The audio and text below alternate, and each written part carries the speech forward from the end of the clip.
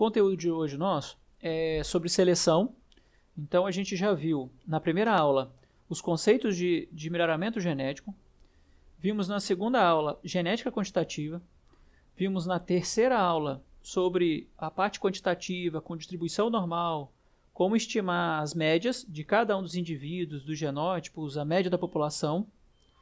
Na nossa última aula, a gente conversou mais sobre distribuição normal, o quanto a gente pode ter de melhoramento em cima de uma distribuição, o quanto a quantitativa funciona em cima de uma distribuição normal, como funciona uma distribuição de probabilidade.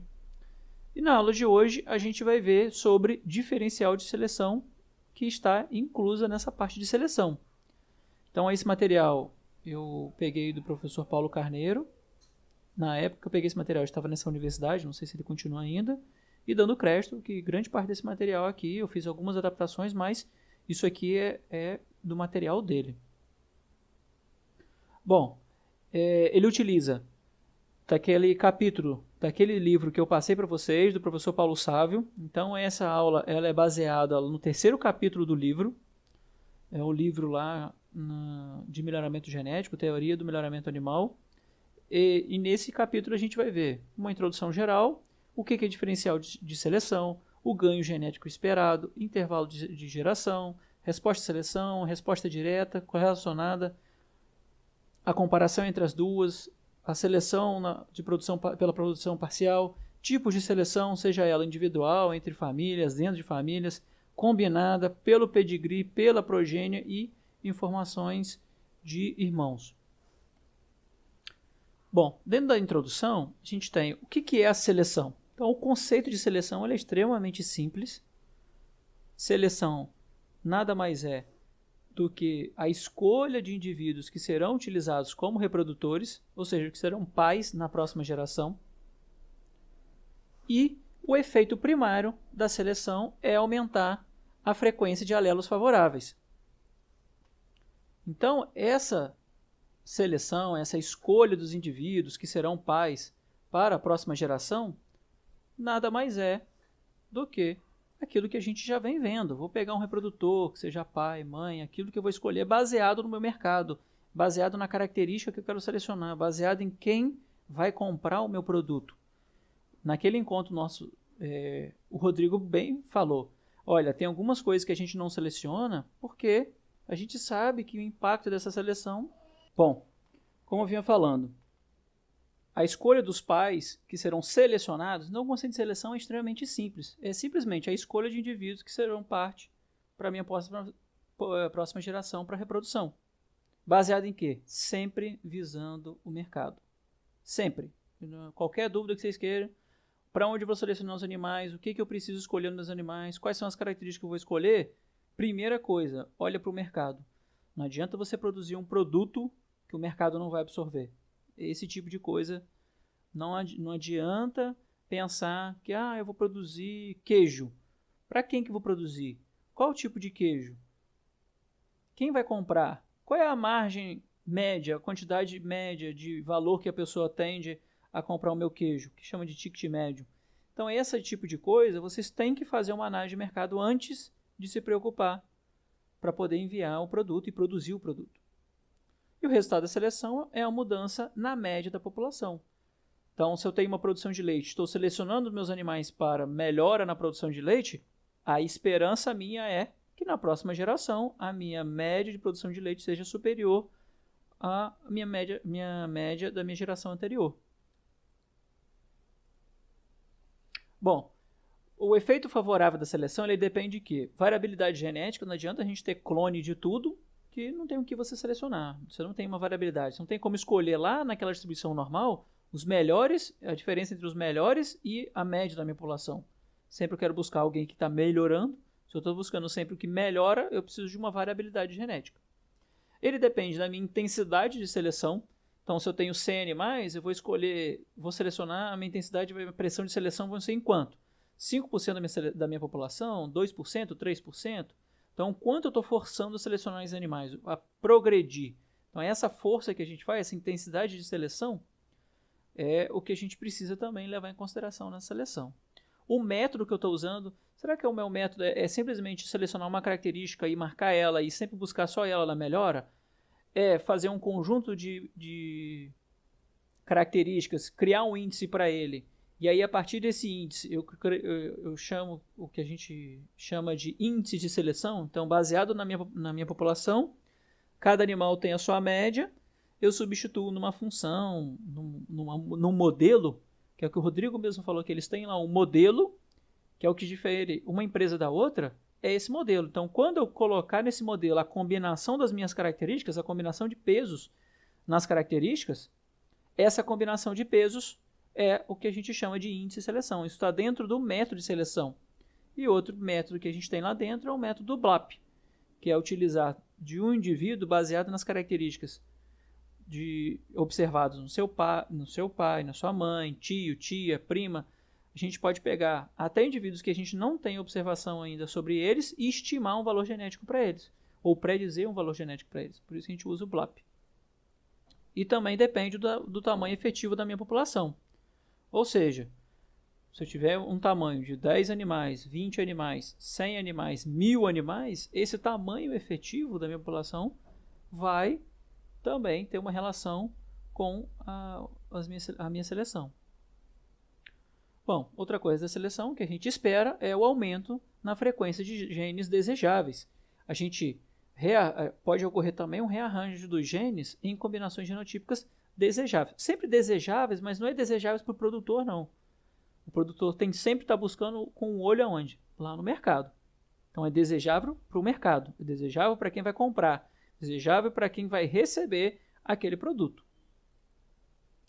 E a frequência a frequência gênica ela vai depender de quê? De migração, mutação e seleção. Então, aquele balanço que a gente tem, aquela frequência dos meus genes, um dos métodos de modificar eles é com a nossa seleção. Os outros são mais difíceis de acontecer artificialmente no nosso sistema de produção. Bom, na seleção o que a gente também tem é a determinação de quais gametas ou indivíduos que irão sobreviver, dentre os quais serão pais para uma próxima geração. Isso é o processo de seleção. Quando a gente leva para aquela seleção natural, que é lá baseada em Darwin, o que a gente tem é que a escolha do valor adaptativo, ou fitness, permite que o indivíduo vá sobreviver e reproduzir em um determinado ambiente. Isso é seleção natural. Então a gente viu lá na parte de seleção, na última aula, que olha, baseado no meio ambiente, eu posso ter um indivíduo que está mais propício a se reproduzir, está mais propício a sobreviver. E aí aquilo ali o que a gente tem é a seleção natural. Quando a gente pensa numa seleção feita por nós, homens, é o que a gente chama de seleção artificial, pensando sempre em que o objetivo é mudar um período curto de tempo, curto, claro, depende da espécie que a gente está estudando, né? Mas é sempre proporcional ao que a gente vê. Então, num curto tempo, as frequências gênicas de uma população, de modo a gerar um incremento para as características de interesse e fixar os genes desejáveis. Então, se eu estou pensando em animais resistentes a uma doença, eu quero fixar na minha população. De que maneira? Selecionando animais que estes provavelmente possuem genes desejáveis a essa resistência de doenças, sendo então que o meu mercado vai ter em contrapartida a seleção dessas características. Então, eu seleciono os animais, tenho genes favoráveis provavelmente, para que eles vão expressar no seu fenótipo aquelas características que a gente escolheu. Então, é sempre uma coisa que está sempre ligada à outra, pensando sempre no fim, no mercado. Então, considerações sobre a seleção. É um processo de melhoramento genético, mas não é um sistema de acasalamento. A gente vai ver na próxima aula os sistemas de acasalamento. Então, a seleção é simplesmente a escolha de indivíduos para a próxima geração. Não é o acasalamento desses indivíduos. O acasalamento é outra coisa. Então, a seleção ela não é capaz de criar novos genes, ele simplesmente fixa ou aumenta a frequência na nossa população. Então, ela não está criando genes, ela já está na minha população. Eu só estou fazendo uma pressão para que os indivíduos sigam um caminho da minha melhora. Ela age fazendo que portadores de determinados genótipos deixem mais filhos. Então é isso que a gente faz. Pensei no mercado. O mercado seleciona está de olho naquele genótipo. Então é esse genótipo agora que eu vou aumentar o meu número, vou aumentar a minha escala de produção. E as mudanças gênicas são obtidas pela seleção, elas são permanentes, ao menos que se faça uma seleção contrária. Elas são permanentes no indivíduo, na minha geração. Na próxima geração, sim, eu posso fazer uma seleção, errei, eu fiz alguma seleção baseada em alguma característica e essa característica não foi tão legal para essa geração. O que eu faço é pegar na próxima geração indivíduos que são contrários a essa última geração. Então, uma seleção contrária. Para um programa de seleção artificial, a gente precisa, primeiro, estabelecer um objetivo, um conjunto de características que a gente deseja obter um ganho. Então, é sempre em planejamento. É difícil estabelecer um animal ideal e possivelmente esse animal não existe, mas a gente está sempre selecionando para caminhar em frente e buscando sempre o animal ideal. Então, o animal ideal ele ainda vai nascer. Então, toda geração a gente já tem que pensar isso. O animal ideal vai ainda nascer. Eu preciso escolher agora características que estão defasadas, características que não estão bem expressadas nessa geração. De que maneira? Aí a gente precisa depois utilizar os métodos. Estabelecer o objetivo em termos quantitativos nem sempre é possível. Então, a gente viu sobre genética quantitativa. Às vezes, para algumas características, não é possível. Então, a gente precisa também pensar em estratégias para poder contornar quando isso acontecer.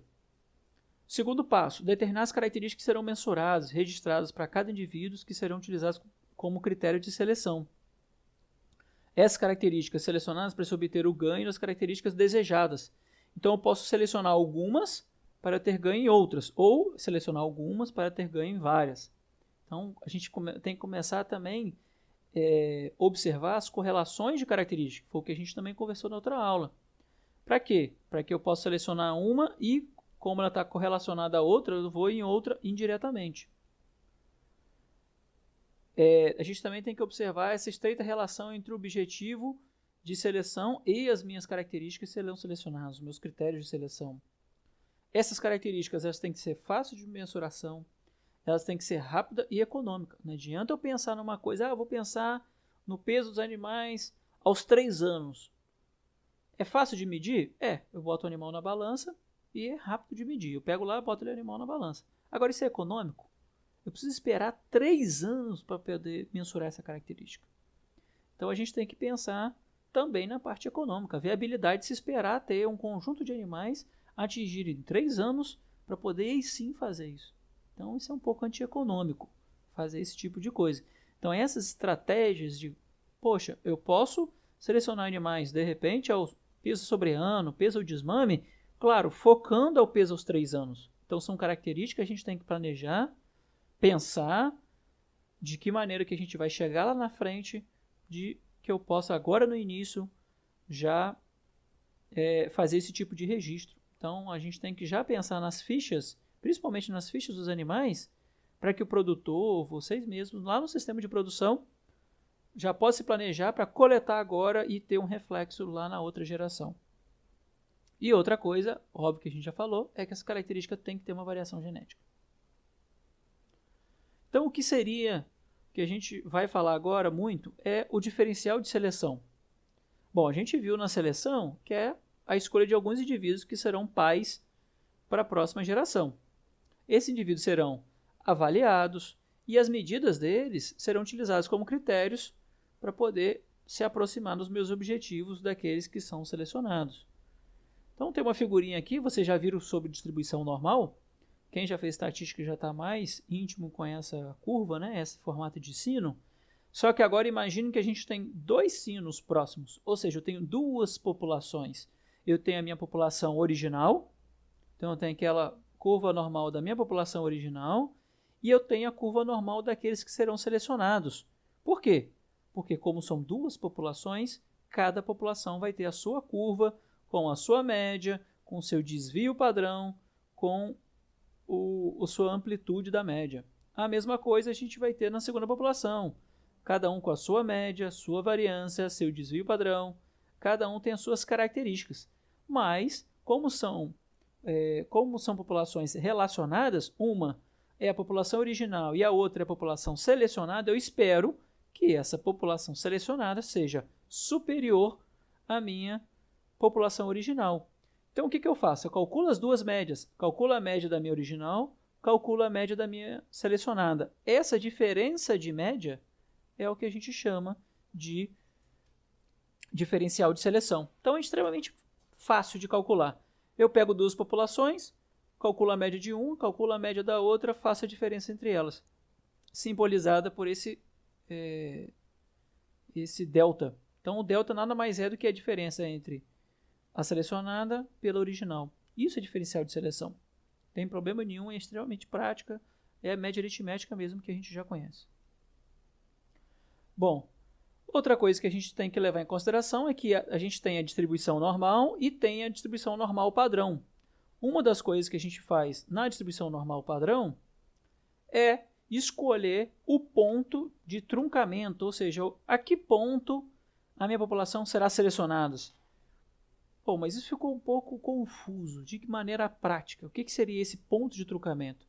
Nada mais é de que todos os animais que são superiores a esse ponto, superiores a esse valor, eles serão selecionados. Então, imagina, eu tenho animais que, numa lactação, eles têm 5.000 kg de leite. Então, eu tenho a minha média populacional, 5.000. Todos os animais que são superiores a 5.500, ou seja, a esse ponto aqui, esses animais serão selecionados. Então, o nosso ponto de truncamento é simplesmente, a partir daquele ponto, os animais serão selecionados para a próxima geração. Eu crio o meu limite inferior que esses animais têm de fenótipo. Então, os animais que têm um fenótipo abaixo de 5.500 quilos, eles não serão selecionados, eles serão revendidos, serão descartados na população. Bom, e esse ponto de truncamento de que maneira pode ser representado no nosso diferencial de seleção?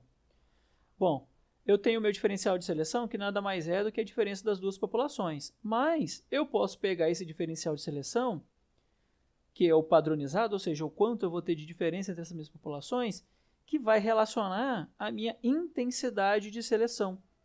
E essa intensidade de seleção, ela é baseada na minha distribuição Z, que é a normal padrão, e ele precisa também desse B, que é simplesmente um padrão que a gente tem para poder calcular. Esses dois eles estão interligados a essa curva normal padrão. Mais para frente eu vou mostrar de que maneira a gente pode calcular isso lá no R de maneira extremamente simples. Então eu tenho que o meu ponto de truncamento nada mais é do que a minha média original mais o ponto de truncamento multiplicado pelo meu desvio padrão. Quantas vezes o desvio padrão que eu vou querer? É uma vez, duas vezes, 3 vezes? Então é simplesmente o quanto eu quero escolher a partir da minha média. Esse ponto aqui, quantas vezes o desvio padrão esse ponto significa? Uma vez, 2 vezes? O desvio padrão vocês já viram lá em estatística 1. É simplesmente eu calcular por uma funçãozinha lá de desvio padrão, a dispersão dele, e aí eu escolho quantas vezes o desvio padrão eu quero a partir dessa minha população para poder escolher os meus animais que serão superiores. Beleza, aqui tem uma tabelinha extremamente prática para poder vocês utilizarem nesse I aqui. Ó. Qual é esse diferencial de seleção? Baseado na minha intensidade de seleção. Bom, aí aqui eu quero selecionar quantos indivíduos da minha intensidade de seleção? 1%, 2%, 3%, 4% dos meus indivíduos? E aí eu tenho essa porcentagem e eu tenho em par com ela quantos por cento, qual a intensidade de seleção. Então, se eu quiser, eu quero selecionar 5% da minha população. Se eu quero selecionar 5%, a minha intensidade de seleção, então, ele é 2,06, que é esse 2,06 que vocês vão utilizar aqui. Então, eu usei esse 5% só porque vai ficar fácil a gente utilizar esse agora como um método prático. Então, imagine assim, eu tenho uma amostra de um rebanho bovino em que a minha média, então eu passei os animais da balança e eu vejo lá qual é a média dessa população em quilos. Olha, eu observei que a minha média populacional está em 200 quilos. Então, botei os animais lá no curral, passei eles na balança e vi que naquele momento eu tenho 200 quilos em média desses animais. Também calculei junto com essa média o meu desvio padrão de 30 quilos. E aí, daqueles animais, eu quero selecionar apenas 5%. Ou seja, 95% da minha população ela vai ser vendida. Ela vai para o caminhão, porque aí ela vai ser vendida para outros. E 5% é o que eu quero ficar, que eles serão pais da minha próxima geração. Por quê? Porque eu vivo de produção desses animais. Eu vivo de produção de carne, do peso desses animais. Então, cada sistema vai ter que pensar qual é a característica e qual é o desvio que eu vou ter para aquelas características, como eu vou selecionar e quais são as medidas que eu vou ter. Sempre focando rápida, fácil e econômica de se fazer. Bom, e aí a gente tem aqui, qual é o ponto de truncamento na escala original a partir de selecionar os animais a nível de campo? Ah, mas isso é muito confuso, eu vou ter que levar lá para a minha função, pegar a média da população, o ponto de truncamento e meu desvio padrão? Bom, pessoal, lá no R, eu já fiz aqui para vocês, tem uma funçãozinha chamada QNorm. Essa QNorm nada mais é de que como calcular essa equação aqui de maneira extremamente fácil. O que o QNorm precisa? Ele precisa dessa probabilidade desse N aqui, ou seja, qual é a porcentagem que eu vou descartar da minha população. Imagine que seja assim. Então, se eu tenho 5% que eu quero selecionar, contrário a esse 5% quer dizer o quê? Que 95% será descartado. Então, 0,95% da minha população é o que eu não quero. Então, é simplesmente eu pegar 100 menos o 5, ou 1 menos o 0,05. E aí eu vou substituir isso aqui lá no QNorm. Depois eu vou precisar da minha média populacional, então eu usei esse 200, e ele vai precisar também do nosso desvio padrão, que são simplesmente as medidas que eu quero fazer. A partir disso, ele vai dar esse valor aqui de 249 aproximadamente para a gente. Então ele é extremamente simples, vocês vão lá no R e falam, olha, minha população média é essa, eu tenho tantos de quilos que eu vou ter ali, de desvio padrão, e eu quero selecionar, minha intensidade de seleção é de 5%, 2%, 10%, isso é simplesmente o que vocês querem na prática. E aí no final ele vai ter, olha, baseado nisso que você tem, você só vai pegar os animais que são a partir de 249 quilos. Então animais superiores a isso serão os animais que vocês vão segurar. Claro, é um método baseado no ponto de truncamento. Tem umas outras metodologias. Essa é uma mais simples e prática que vocês com R mesmo já fazem. E aí a gente vem para a segunda. Qual é a média esperada, então, de indivíduos selecionados? Ora, os selecionados, eles são o quê? Baseados nos meus bases, né, os meus parentais, mais a minha intensidade de seleção multiplicado pelo meu desvio padrão. Voltando lá naquela tabela, eu vou lá e olha, eu quero selecionar 5%. Se é 5%, minha intensidade de seleção aqui está em 2,06. E aí a gente vem e substitui o 2,06, faz essa multiplicaçãozinha e aí você encontra que, em média, gente, em média, provavelmente a minha população selecionada terá 261,8 quilos. Gente, em média, pode achar indivíduos inferiores e superiores. Bom, se eu tenho a minha população base, tenho os meus indivíduos que serão selecionados, qual é então o meu diferencial de seleção esperado? Bom, meu diferencial de seleção nada mais é do que eu pegar os indivíduos selecionados e diminuir na média dos meus parentais. Então, eu espero que esses indivíduos na próxima geração eu tenha 61,8 quilos a mais. Beleza? Bom, e aí depois de ter o diferencial de seleção, a intensidade e o desvio padrão, a gente agora vai ter o ganho genético esperado para a minha população. Por quê? Porque aquela característica, como a gente já viu em herdabilidade, ela não passa 100% para a próxima geração. Ela depende o quê? O que é genético daquilo que eu estou vendo no meu fenótipo. Então, se ela não é 100%, a gente precisa calcular baseado na herdabilidade, que é a capacidade da gente passar para a próxima geração. O quanto eu vou conseguir passar para a próxima geração daquilo que eu estou vendo de fenótipo dos animais. Então, cada característica tem a sua herdabilidade. E aí eu posso agora introduzir o conceito de herdabilidade para o meu ganho genético. Bom, eu tenho quanto a minha população vai ser superior. Então, se a gente utilizar aqui, por exemplo, 61 quilos. Então, se eu tenho que vai superior, em média, 61 quilos, só que agora eu tenho que ver a herdabilidade dessa característica. E aí, a hora que eu multiplico a minha herdabilidade pelo meu diferencial de seleção, eu vou ver o meu ganho genético médio na minha próxima geração. Então, são conceitos do que a gente já viu, como eu falei que é cumulativo. Por quê? Porque uma aula vai sempre levar o conceito para outra aula. Então, e torna isso muito mais simples. Então, quando a gente considerar que o diferencial de seleção pode ser calculado baseado no intervalo, na pressão de seleção e no meu desvio padrão, eu posso botar o meu ganho genético sendo I herdabilidade multiplicado pelo meu desvio padrão. Só que cada espécie que a gente estuda, cada população, cada um dessas particularidades, ela tem o seu intervalo de geração. Ou seja, quanto tempo eu vou demorar para ver um filho mostrando aquela característica do pai. Então, esse intervalo de geração, o que a gente faz é quanto eu vou ter de melhoramento genético, de ganho genético a cada 2 anos, a cada 3 anos. Se eu estiver trabalhando com um pintinho, eu vou ver muito menos tempo. Se eu estiver trabalhando com peixe, dependendo do peixe, eu posso estar vendo em muito pouco tempo. Agora, se eu estou vendo em búfalo, em bovinos de cortes, vacas de leite, cada um deles tem a sua geração. Então, pode ser 1 ano, 2 anos, 3 anos. Então, a gente que vai ter que pegar, estudar qual é o intervalo de geração médio para essa espécie de estudo, para essa característica em estudo, e aí quando eu pegar e dividir o meu ganho genético pelo meu tempo que eu tenho ali, eu vou ter o meu ganho genético por intervalo de tempo. Então, sempre que vocês estão planejando o melhoramento genético, pensa nisso. Adianta eu falar para o produtor, olha, a próxima geração eu vou ter 61 quilos a mais. Não faça isso. Faça o seguinte, na próxima geração eu vou ter 61 quilos. Mas na outra, bom, cumulativa para os próximos 10 anos, para os próximos 15 anos, a gente vai ter um ganho na nossa população de tanto.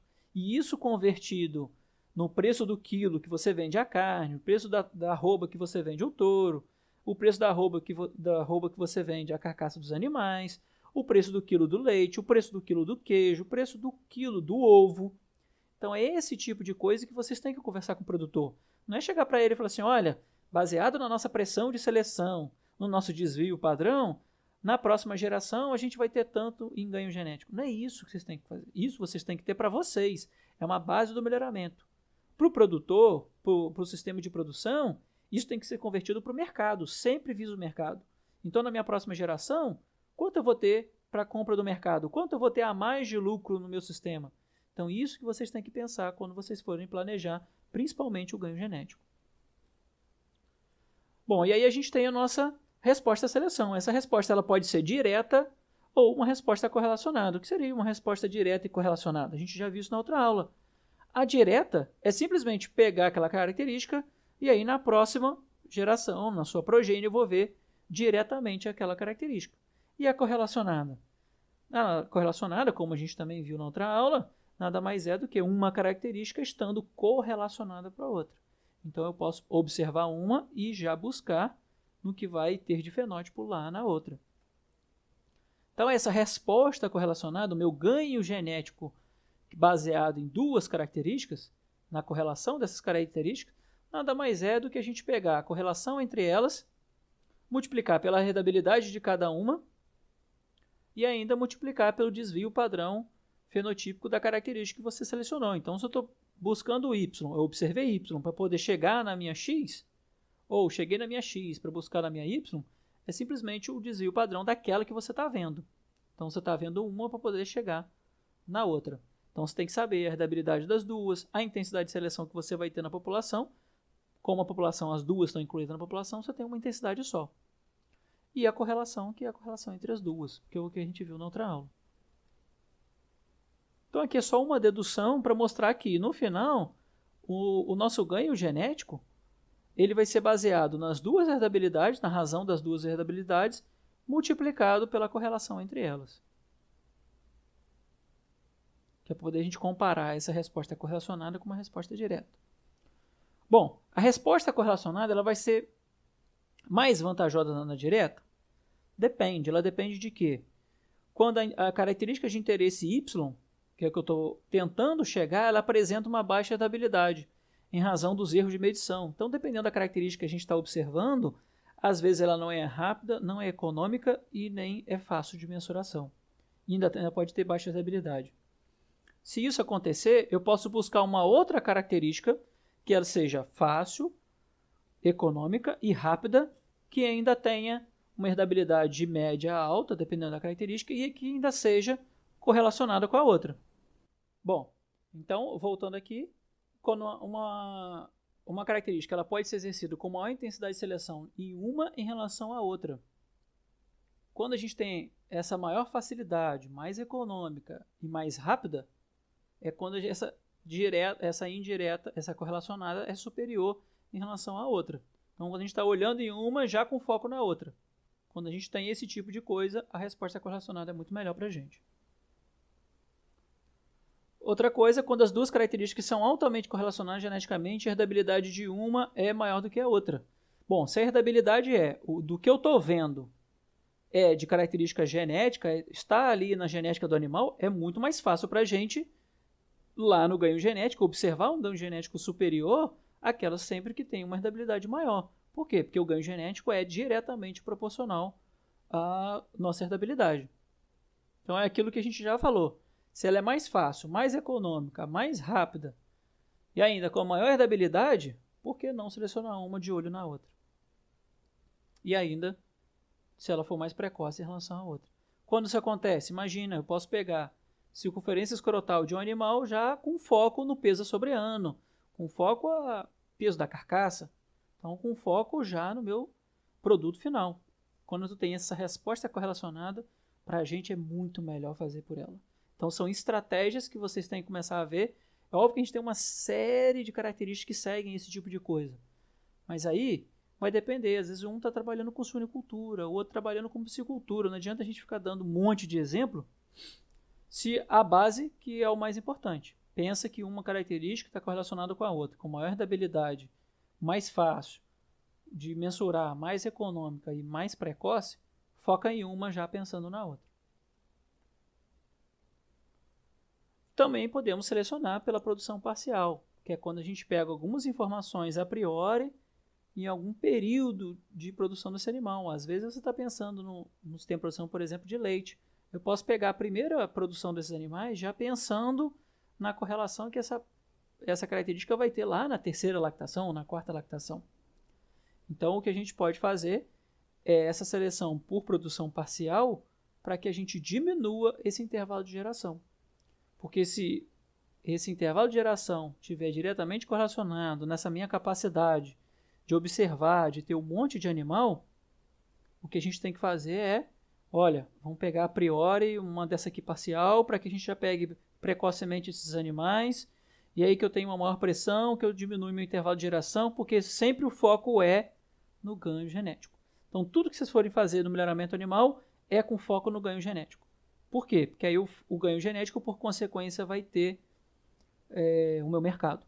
Então, o mercado seleciona, eu penso na minha característica, tento sempre focar no ganho genético mais rápido e melhor para aquela característica que o mercado está escolhendo. Então, uma coisa está sempre ligada à outra.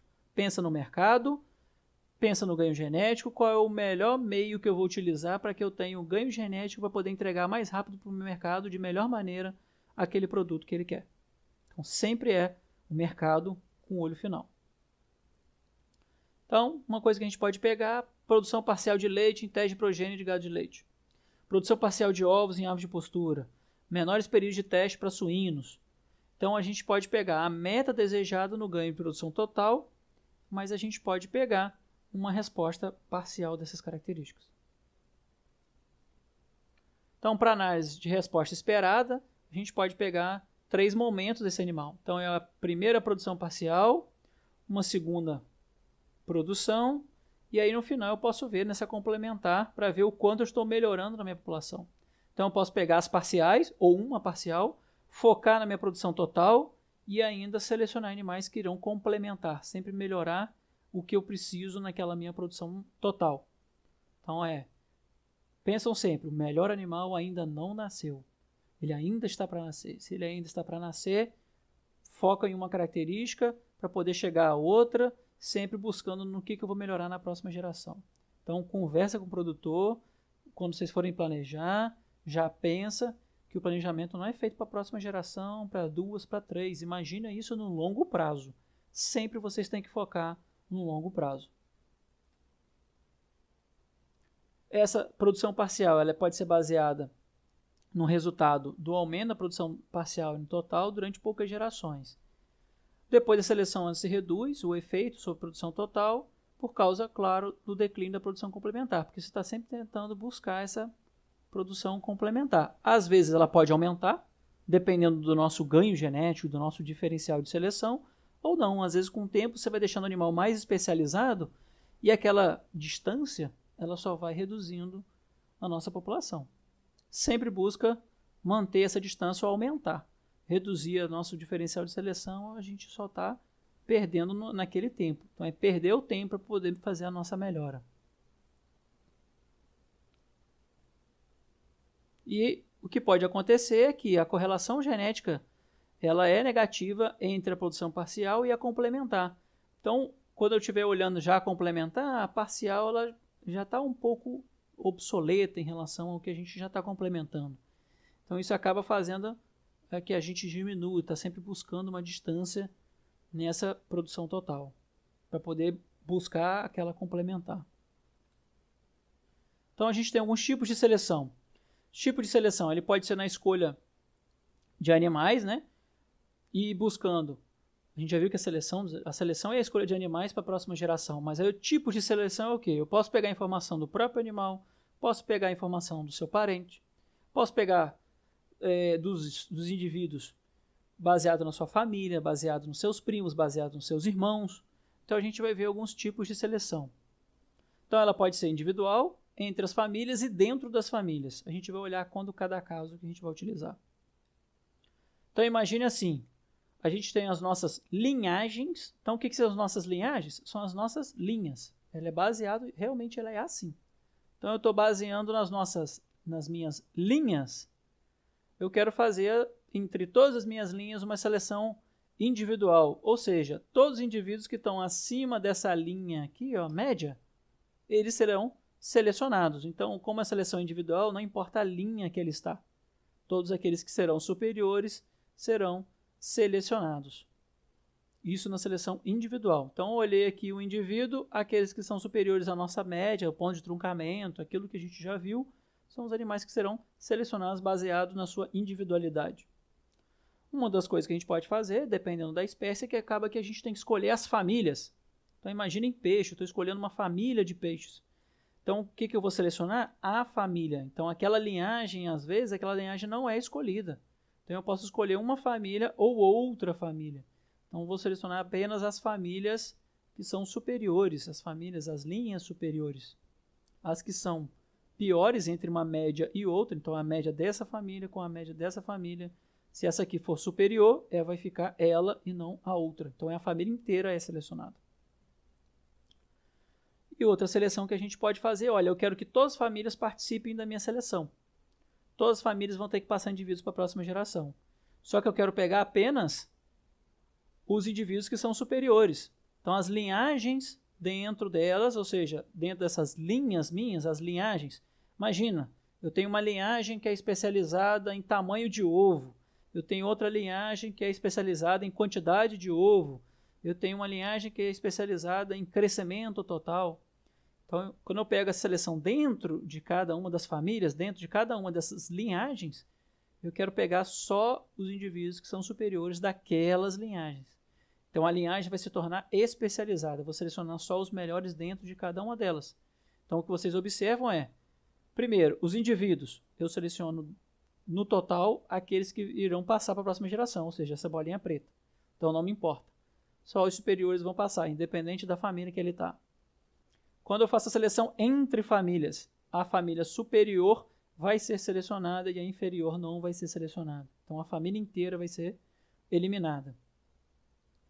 E dentro de famílias, dentro daquela família, ou seja, todas as famílias vão passar indivíduos para a próxima geração.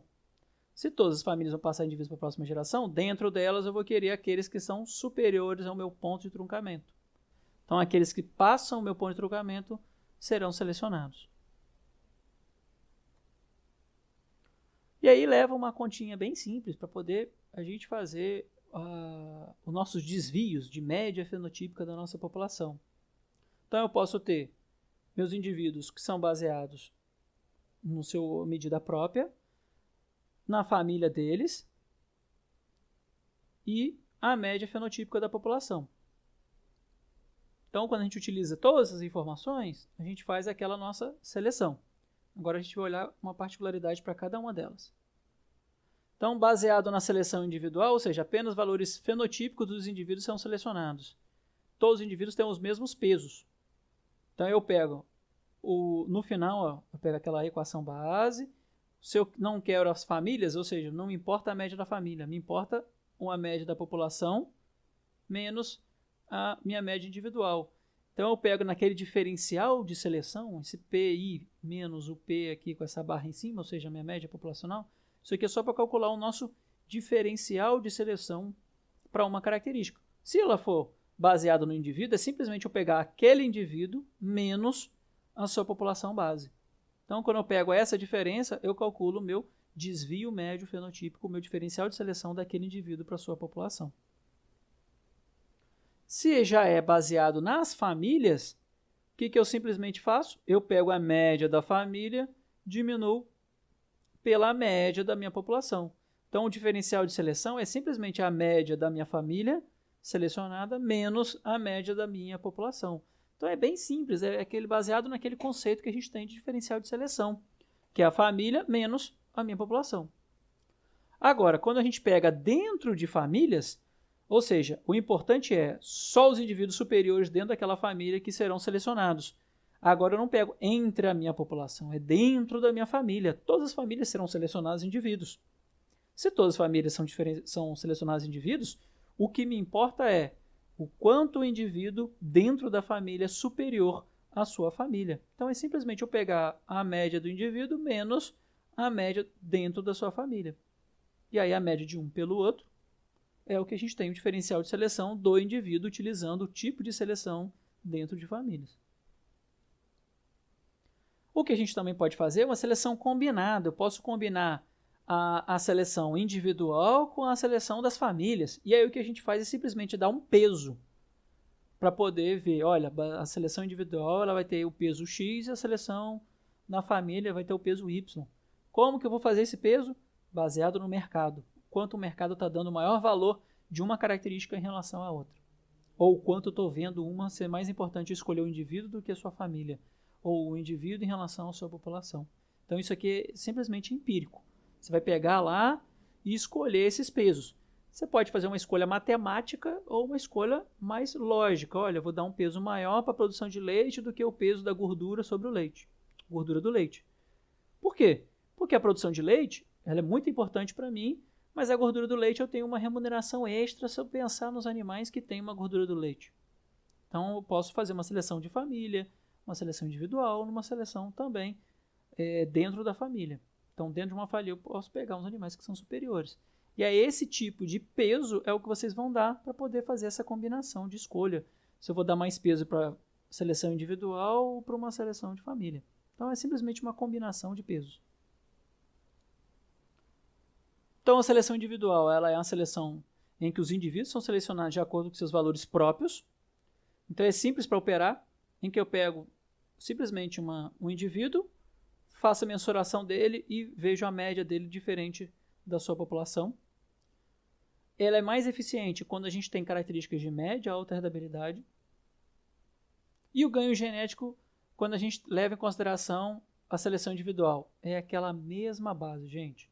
Eu pego a herdabilidade da característica e pego o meu diferencial de seleção.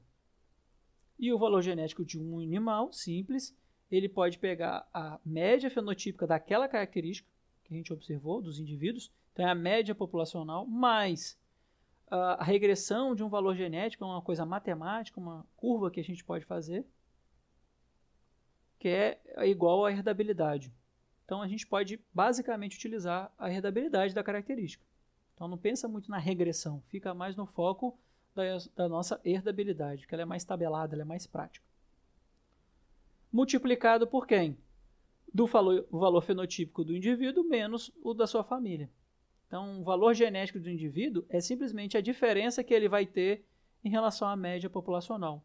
Então, se eu tenho um indivíduo que ele é 61 quilos superior à sua população, eu pego a população, sei qual é a média, vamos chutar aqui 200 quilos, eu sei que o diferencial de seleção desse indivíduo é de 61, então eu sei que o valor genético desse indivíduo, eu vou pegar esse 61, multiplicar pela essa média da minha população, somar com a média da população, só que antes eu vou ter que multiplicar pela herdabilidade dessa característica.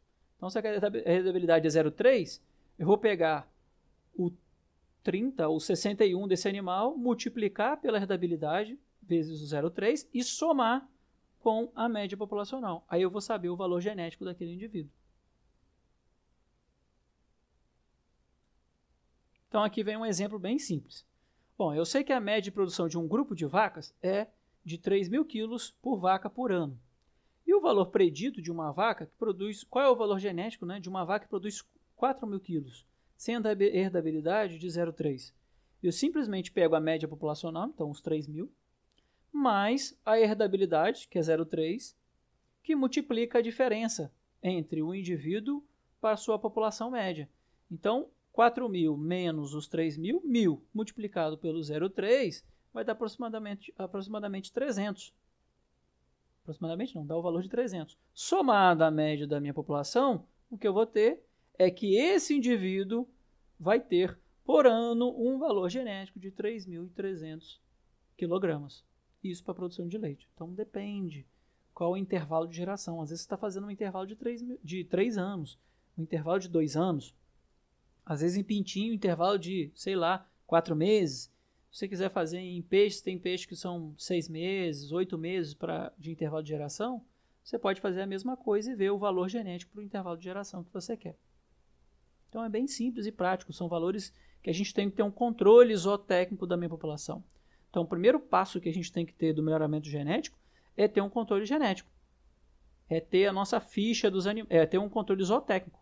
Isso para qualquer cultura, em qualquer momento, que vocês têm que ter é uma confiabilidade nos dados zootécnicos da sua população. Ah, mas aqui não tem. Beleza, então começa de um jeito que você vai ter confiança. Seja no papel de pão, no caderno, no Excel, de qualquer maneira. Tem que ser uma coisa que vocês tenham confiança naquele dado. Que aí, a partir daquele dado que vai ser feito o planejamento para o ganho genético, o valor genético, a busca da produção e, no final, maior produtividade dos animais e entrega de um melhor produto em maior quantidade para o mercado.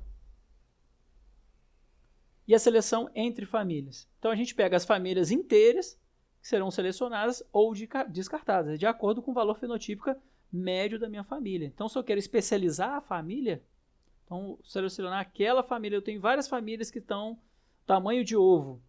Ora, mas eu tenho uma que vai dar um peso X e o outro vai dar 20% a mais.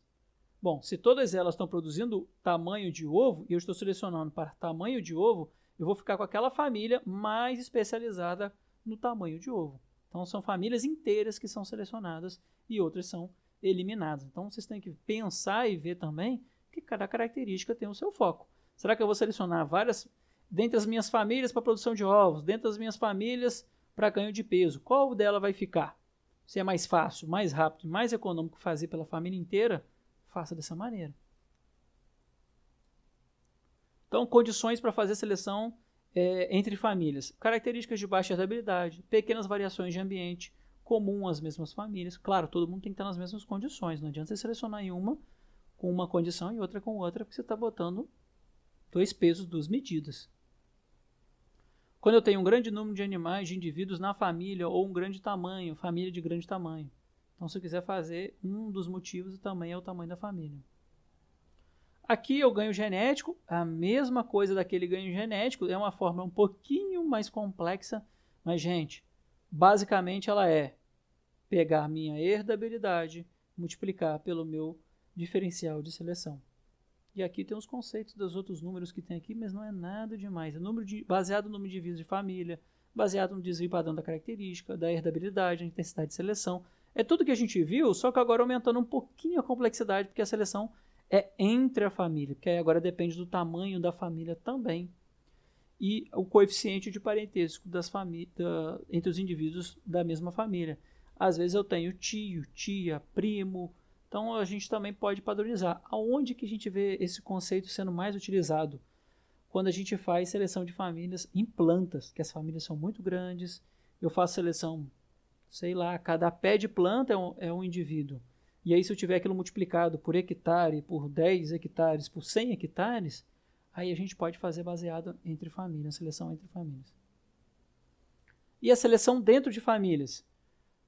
É um critério que o desvio do valor fenotípico de cada um indivíduo em relação à média da sua família que ele pertence. Então, a seleção ela apresenta vantagem sobre os outros quando existe um grande componente de ambiente comum dos mesmos membros de uma família. E aí, dentro dessa família, eu posso ver aqueles que são superiores. Então, se eu tenho indivíduos que são bons, bom, eu tenho uma família que é boa para tamanho de ovo, eu tenho uma família que é boa para quantidade de ovo, eu tenho uma família que é boa para precocidade na postura de ovos. O que eu faço é, dentro dessa família, quem são os animais superiores dentro dela? Dentro delas, eu vou escolher aqueles que são superiores e, no final, fazer os cruzamentos para ter o meu produto final. Então, quando a gente faz dentro da família, pensando em famílias que são especializadas. Um dos exemplos é o crescimento de suínos durante a fase de aleitamento. Então, eu posso pegar várias famílias, aquelas famílias que são para aquelas características, e aí, dentro dessas características, eu posso selecionar os animais que são superiores dentro da sua família. E a seleção combinada é o que a gente vai associar informação da família, o desempenho de individual, criando um índice de família. E esse mesmo princípio seria aquele: depois de animais selecionados, as melhores famílias, os piores indivíduos dentro de cada família seriam eliminados. Então, é quando a gente combina todas essas informações do indivíduo, das famílias, em relação à minha população total, eu posso pegar as famílias e os indivíduos dentro delas que são superiores. Então, é meio que um encaixe, é uma consequência do outro. E aí, eu combinando isso, eu posso criar uma estratégia que eu vou ter um ganho genético no menor intervalo de tempo. É sempre pensando nisso. Sempre pensando nisso. É criar essa estratégia para que dessa maneira a gente consiga ter um maior ganho genético e entregar um produto mais rápido, melhor, uma maior quantidade disso no mercado. E aí, nessa seleção combinada tem uma equação própria para cada uma delas, mas é sempre com o mesmo conceito. Pressão de seleção, herdabilidade, desvio padrão, calcular sempre a minha base, herdabilidade multiplicada pelo diferencial de seleção. Informações que são feitas para poder a gente fazer a minha seleção. Eu posso ter uma informação de indivíduo, então apenas uma informação do indivíduo. Fui lá, pesei ele, bom, baseado nessa informação apenas, eu vou selecionar ele. E de características mais lógicas, eu posso pegar uma inundação de informação dessa família. Eu posso pegar a informação do seu pai, mãe, tio, tia, primo de segundo grau, primo de terceiro grau, primo de quarto grau, tataravô, bisavô.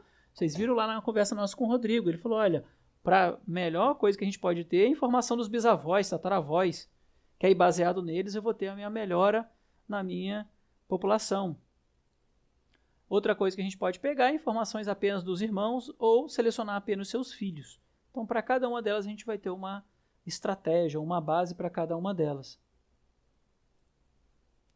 Bom, baseado no seu pedigree, os seus ascendentes, é nada mais do que a gente pegar um papel e ver na árvore genealógica e ver se o indivíduo vai ser selecionado ou não vai ser.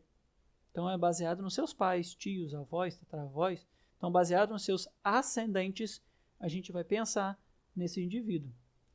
É a mais importante avaliação dos animais jovens e em características cujo sexo não se manifesta. Por exemplo, eu vou selecionar touro para produção de leite. Imagina a gente chegar a isso. Eu não vou observar no touro a produção de leite, mas eu vou selecionar baseado nas suas irmãs, na sua mãe, na sua avó. Então, baseado nesses ascendentes, eu posso calcular a produção de leite, o ganho genético da produção de leite desse touro. Os pedigrees devem ser compostos de informações precisas, não adianta você dizer, eu tenho um pedigree de um animal super importante, não. Tem certeza que esse animal realmente é filho? Ele é tio? Ele é avô, tataravô? Então tem que ter essa ideia. Então imagine assim, o pai de um determinado touro leiteiro é importante para que seja informados o número de filhas em produção, a média delas. Por quê? Porque o touro não manifesta a produção de leite, mas suas filhas sim. Então baseado nessas filhas, então, dessas filhas eu posso pegar os seus ascendentes, ou seja, o seu pai, seu tio, avô, tataravô, e ver se eles são realmente melhoradores naquela característica. O ideal é que que as produções fossem dadas em termos de desvios da média das companheiras, e o mesmo é válido em relação à sua mãe, sendo nesse caso importante para a produção dela própria. Então, a gente pega a informação de todos os parentes para que assim a gente chegue uma melhor predição, para que tenha uma maior confiabilidade naquela estimativa. Por quê, gente? Sempre na zootecnia, a gente não pode esquecer que o foco é prever para prover. Vocês já me ouviram falar isso uma infinidade de vezes. Então, planeja, tenta prever para que você possa, no futuro, prover para o mercado um produto melhor. Então, a zootecnia é isso. Seja no melhoramento, seja bovino de leite, bovino de corte, seja qualquer coisa dentro da área de zootecnia, o que vocês querem é prever para prover. Então, o ganho genético baseado em uma única informação do seu ascendente. Então, é aquele mesmo foco, gente. Isso aqui são sempre adaptações daquela fórmula base do ganho genético para que a gente calcule o melhor nosso ganho genético. Então, aquela informação base que é a herdabilidade multiplicada pelo meu diferencial de seleção, ela continua ainda sendo válida. Só que a gente faz umas mínimas adaptações para que a gente, por exemplo, escolha, quando eu tenho uma população, que o coeficiente de parentesco é só de pai para filho. Então, eu pego uma única observação de pai para filho, eu tenho a relação deles, por exemplo, meio, de relação para avô. Então, eu posso usar o 0,25. Eu só substituir isso aqui, multiplicar pela herdabilidade. Depois a gente pega isso, esse B, multiplica pela intensidade de seleção, que multiplica pelo meu desvio padrão. São informações práticas. Não adianta a gente fazer uma coisa mirabolante se no final a gente não conseguir calcular. Então, nada mais é do que a correlação entre os indivíduos. Da correlação entre os indivíduos, eu multiplico pela minha intensidade de seleção, que multiplica pela minha herdabilidade, que multiplica pelo meu desvio padrão da minha característica. E aí, no final, eu vou ter o meu ganho genético esperado. Gente, é esperado. Pode ser maior, pode ser menor. É uma média, é uma probabilidade de que ocorra. Seleção pela progênie, ou seja, pelos seus descendentes. É um método que consiste na comparação de filhos e filhas de um produtor com os seus outros reprodutores. Então, a gente viu lá na outra aula sobre a nova. Peguei lá na nova, peguei várias filhas desses indivíduos, e aí da filha dos indivíduos, o que a gente fez foi pegar as médias. Olha, esse produtor, as filhas têm média de tanto, esse aqui tem média de tanto, esse aqui tem média de tanto. Comparando eles, como que a gente vai fazer? Ora, eu tenho um pedaço de cada um, tenho uma informação de cada um deles. Quando eu comparo as suas progênies, eu escolho o reprodutor que seja superior. É o que a gente chama de modelo reprodutor. Então, a seleção baseada na sua progênie, ou seja, dos seus descendentes, o valor fenotípico ele é de um único animal. Para a avaliação do pai, quando a avaliação do pai tem um pouco de valor, muito pouco valor. Quando a média das filhas, de muitos filhos, é usada para influências de meio, são menores. Então, a gente tenta tirar essa influência de meio. Quanto maior o número de filhos, mais precisa a avaliação do reprodutor. Isso acontece, gente, lá na última aula a gente vai ver, quando a gente vê o catálogo dos touros. Às vezes o touro dá muito, a gente olha lá, a média dele ele é muito melhorador para uma característica, por exemplo, produção de leite, em relação a outro. Só que o preço do sêmen dele é menor em relação ao outro, por mais que a média seja superior. Mas isso não tem lógica. Se aquele é superior, um em relação ao outro, é superior na média, provavelmente o sêmen dele é mais caro. Mas lembrem-se, a maior quantidade de filhos de um touro dá uma maior confiabilidade, uma maior precisão sobre o quanto melhorador é um touro. Então, o que se faz no mercado é, às vezes, a confiabilidade, o número de filhos daquele touro é menor. Mas, para que a gente aproveite já, desde mais cedo, o sêmen desse touro, o que a gente faz é jogar ele um pouco mais barato do que o outro. Que aí, em média, a gente tende a fazer uma melhora. Mas isso, gente, você pode ter uma maior precisão, uma menor precisão. Cabe ao melhorista colocar isso na balança, sobre arriscar um pouco mais e jogar um animal que tem, em média agora, uma produção superior, ou arriscar menos e pegar animais que são mais conservadores, mas que eles já têm um número de filhos muito maior, para que a gente tenha uma confiabilidade muito maior. Sempre lembrar que os filhos recebem metade dos genes do pai, e o que a gente faz é nesse valor genético dividir por 2. Então, o que a gente tem que fazer é que as mães, neste caso, elas não podem pertencer a um grupo de animais selecionados. Elas têm que ser feitas de maneira aleatória. Eu pego um número de vacas aleatório, cruzo com o mesmo touro, com sêmen, por monta natural, o que vocês decidirem, que seja mais fácil, mais econômico e seja mais confiável, faz dessa maneira e observa os filhos. A média desses filhos vocês dividem por 2, que é o que você espera que seja a contribuição do pai. E aí tem os nossos testes de progênie, né? Que a gente faz. Quando a característica não é de alta herdabilidade, quando há condições de se avaliar um número expressivo de filhos de um reprodutor, quando o animal selecionado pela progênie vai ser usado intensamente. Então, às vezes, você tem um touro que ele é muito bom e você fala assim, não, eu vou usar muito esse touro porque ele é muito melhorador numa característica, por exemplo, ganho de peso, eficiência de hoje, consumo alimentar. Então, esse tipo de coisa é o que a gente vai levar em consideração. E o que pode acontecer também é a característica não se manifestar no próprio animal, como, por exemplo, a seleção de touros para a produção de leite. Obviamente, não vai ter um touro produzindo leite, então a gente pode selecionar a média das suas filhas e dizer que aquele touro é melhorador na produção de leite. E a precisão da avaliação do valor genético dos testes de progênie. Bom, vai depender de que as fêmeas têm que ser acasaladas ao acaso. Então você tem que pegar de maneira aleatória as vacas, cruzar com os touros para que você não tenha influência dessa seleção das fêmeas. Que a única coisa que você vai ter de influência é a seleção dos touros. Então, fazendo isso, a gente elimina o efeito materno, o efeito da mãe ali, para que simplesmente a média dos filhos dividido por 2 que eles são superiores um filho do outro, é simplesmente o touro. As rações e as práticas, ou seja, toda a logística, todo o funcionamento tem que ser padronizado. Não adianta ter uma fazenda, utilizar o mesmo touro em outra fazenda se elas são completamente diferentes. Se a logística dentro daquela fazenda, o sistema de produção é completamente diferente do outro. É aquilo que a gente viu da herdabilidade. A gente não pode comparar coisas diferentes, tem que comparar coisas iguais. Todos os filhos do touro, eles não são alimentados em uma mesma baia, ou seja, não tem uma hierarquia dentro da baia. Se ocorrer uma hierarquia, às vezes um ambiente está selecionando um animal mais pesado em relação ao outro. Então ali na briga de coxo, às vezes um animal superior em relação ao peso, ele já vai ter aquela seleção meio que natural, ali dentro daquela hierarquia, ele já vai ser superior. Então ter essa influência de ambiente não é legal quando a gente está fazendo esses testes de progênie. As comparações são feitas entre grupos de progênios nascidos no mesmo ano, possivelmente na mesma estação do ano. Por quê? Para poder pegar as mesmas condições ambientais. Obviamente, todos os filhos têm que ser sadios, todos os sadios, né, são incluídos no teste, sem se fazer a seleção. Não posso pegar, não, vamos pegar só esses aqui que são, eu já vejo que eles são melhores. Não adianta não, tem que pegar todos eles, porque aí você vai ter uma média dos filhos do touro. Obviamente daqueles sadios, né? Não adianta você jogar na média ali um animal que tem doente, que tem uma deficiência, às vezes morfológica, algum problema morfológico, não adianta você colocar ele na média, porque ele vai atrapalhar a média desse animal. Se ele não vai ajudar em nada na seleção, você pode colocar simplesmente, olha, nasceu desse touro um animal que tem algum problema morfológico.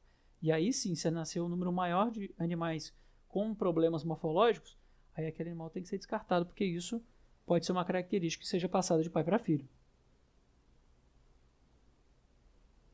Outra coisa que a gente tem que ter, o número de filhos tem que ser suficientemente grande para poder reduzir os erros de ambiente. Não adianta a gente pegar 3 filhos e tirar uma média de 3 filhos. E aí isso acaba atrapalhando, porque às vezes a dispersão dos dados em torno da média é muito alta. Não adianta ter uma média variando muito, ou seja, uma variância alta, um desvio padrão grande, se aquilo ali não vai me adiantar em nada na seleção. Isso só vai me atrapalhar. Então, por isso, o número de filhos tem que ser alto. E aí, os métodos estatísticos e procedimentos estatísticos, todos eles são feitos para que a gente reduza o efeito que não é genético. Efeito de ambiente, o efeito da mãe, estação do ano, idade ao parto. Então, tudo que não é genético do indivíduo, a gente tem que colocar no nosso modelo para que faça reduzir aqueles efeitos que não são genéticos. Então, a gente tem que levar em consideração isso. Para que a gente, no final, tenha um valor genético do animal simplesmente puramente genético. Então, é sempre buscar isso. É essa busca que a gente tem em todos os métodos estatísticos e modelos estatísticos também. Porque o modelo por si só ele já está errado por natureza. Porque o conceito de modelo é simplesmente uma redução do que é a realidade. Se ele é uma redução do que é a realidade, ele não é a realidade, quer dizer que o modelo está errado. Mas eu posso pegar o modelo para tentar predizer o máximo daquela realidade. Lembre-se de prever para prover. Então, o modelo matemático nada mais é do que isso. Algumas limitações e dificuldades dos testes de progênie. São necessárias propriedades que adotam um sistema de inseminação artificial. Por quê? Porque aí a gente consegue um número maior de escala, a gente diminui a gente tem uma padronização da biotecnologia que a gente está utilizando. Outro problema para a criação e manutenção de um grande número de animais. Então, a gente tem que ter uma padronização das propriedades, porque todo mundo tem que ter essa padronização, e ainda assim a gente tem que ainda ter um grande número de filhos para o reprodutor. Esse grande número de filhos, às vezes aquilo ali vai atrapalhar na logística do sistema de funcionamento de um sistema de produção. E aí, como isso vai funcionar, é uma das limitações para o teste de progênie. Então a gente tem que balancear o número de filhos com o tamanho da propriedade, com a confiabilidade dos dados. Então isso tudo tem que ser balanceado com a estação do ano. Às vezes eu tenho uma época que eu tenho maior aporte de comida e outra menos. Então isso tudo tem que ser balizado, padronizado, pensado, feita toda a estratégia para que todo mundo tenha as mesmas condições. E outra coisa que a gente tem é o longo prazo para a conclusão do teste. Porque aí eu tenho que fazer o teste progênie baseado lá nas suas filhas para esperar que elas tenham uma produção de leite. Então o touro tem que nascer, crescer, entrar em idade reprodutiva, avaliar a reprodução desse touro, reproduzir com várias fêmeas, nascer os filhos desse touro. Quando as filhas desse touro, por exemplo, a produção de leite, né? As filhas desse touro estiverem dando leite, aí eu vou ter essa observação para poder ver o valor genético desse touro. Então isso demanda muito tempo. Então uma das limitações é que isso demanda tempo. Então a gente pode ter uma seleção baseada também em irmãos, que é simplesmente a gente pegar, seja irmãos do lado materno, seja do lado paterno, meio-irmãos, e aí observar de uma característica de um indivíduo para tentar selecionar para o outro. Quando isso vai acontecer? Às vezes eu estou medindo carcaça. Se eu estou medindo qualidade de carcaça, eu preciso abater esse animal, levar o animal para o abatedouro, abater, avaliar a carcaça, ganho médio de corte, eficiência, isso tudo que eu rendimento de carcaça, isso tudo que eu estou observando na carcaça, não tem como depois pôr de volta o animal e ressuscitar o animal. Como isso não é feito, eu posso observar o animal, e se ele é superior baseado nessa característica, eu pego o seu irmão e aí seleciono baseado em irmão, meio-irmão, nessas correlações que a gente tem de parentesco. Quanto mais próximo o parentesco, maior a correlação que a gente tem das médias daqueles indivíduos. Então isso é utilizado em duas circunstâncias. A primeira é quando são testados grupos de irmãos e o indivíduo selecionado está incluído na média. Por exemplo, avaliação de um consumo alimentar, eficiência alimentar em um grupo de irmãos. E a segunda é quando o indivíduo selecionado não faz parte do grupo. Por exemplo, a seleção de suínos para características de carcaça ou seleção de galos para a produção de ovos. Se eles não estão incluídos na característica, a gente pode pegar e selecionar. Olha, eu seleciono um galo para a produção de ovos, mas a sua irmã tem uma característica para a produção de ovos. Então, baseado na sua irmã, eu posso também imaginar que esse galo tem uma correlação para essa característica.